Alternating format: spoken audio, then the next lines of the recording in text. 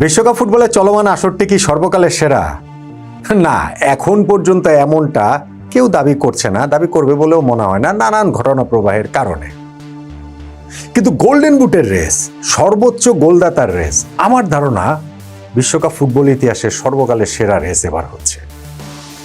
সর্বোচ্চ গোলদাতার পুরস্কারের জন্য এমন জমজমাট লড়াই ফুটবল হিস্ট্রিতে কোনো বিশ্বকাপ আসরে আসলে এর আগে হয়নি।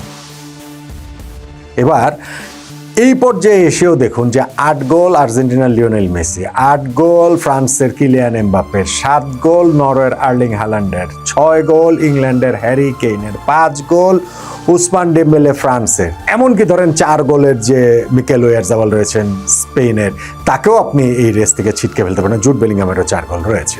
ঠিক আছে, তাদেরকে নয় রাখলেন, কিন্তু এই যে 6 গোল 7 গোল 8 গোল করে যে 5 গোল, মানে 5 জন ফুটবলার রয়েছেন। ওয়ার্ল্ড কাপের জাস্ট কোয়ার্টার ফাইনালটা শুরু হলো, এইরকম রেস, এত এত গোলের কথা বললেন, এবং এরকম হচ্ছে গিয়ে জমজমাট রেস ফুটবল বিশ্বকাপের ইতিহাসে কখনো হয় না। দেখেন, আমাদের ছোটবেলায় মনে হতো যে একজন ফুটবলার বিশ্বকাপে এক আসরে 13 গোলটা কিভাবে করেন। জাফতে 1958 বিশ্বকাপে ফ্রান্সের এই ফরওয়ার্ড করেছিলেন।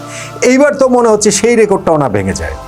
মানে Messi, Mbappe, Haaland, Harry Kane এই রেকর্ডটা কিন্তু ভেঙে দিতেই পারেন। ওই রকম একটা অবস্থার জায়গায় এসে দাঁড়িয়েছে লিওনেল মেসি এবং কিলিয়ান এমবাপ্পে। তারা 8 গোল করেছেন। বিশ্বকাপের ইতিহাসে 96 বছরে কোনো দিন কোনো আসরে একাধিক ফুটবলারের এই অন্তত 8 গোলের এই ব্যারিয়ার, এটা আসলে কখনোই হয় নাই।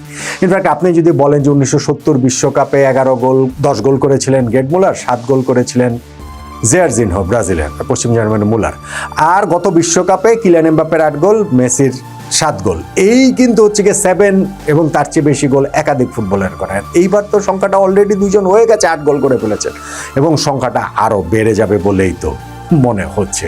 এই কারণে বলছি সর্বকালের সেরা গোল্ডেন বুটের রেস হচ্ছে, সর্বোচ্চ গোলদাতার এই রেসটা হচ্ছে। ফাইনালে গিয়ে এই রেসটা আসলে জিতবেন কে?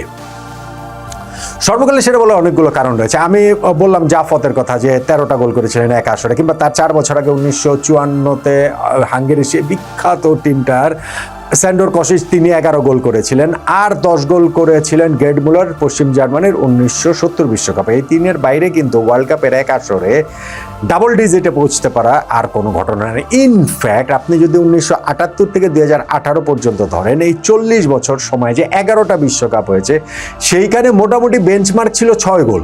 6 গোল করলেই গোল্ডেন বুট জেতা যায় বা সর্বোচ্চ গোলদাতার পুরস্কারটা পাওয়া যায়। সেইটা একটা শুধুমাত্র ব্যতিক্রম বাদ দিলে, ধর 1978 বিশ্বকাপে